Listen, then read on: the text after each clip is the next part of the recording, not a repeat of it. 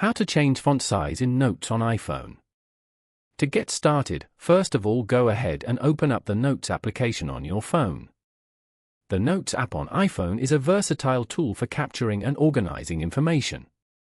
It allows users to create various types of notes, including checklists, text-based notes, and those with multimedia like images, sketches, and even scanned documents.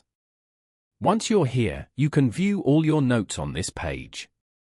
Open any note from here. Hold and select a text or word from here and then tap on the font icon below. You can now view and try out all the options below to change the format of the text. For example, tap on the bold icon to make the text bold. After that, tap on Done at the top right corner. Following these steps, you can easily change font size in Notes on iPhone.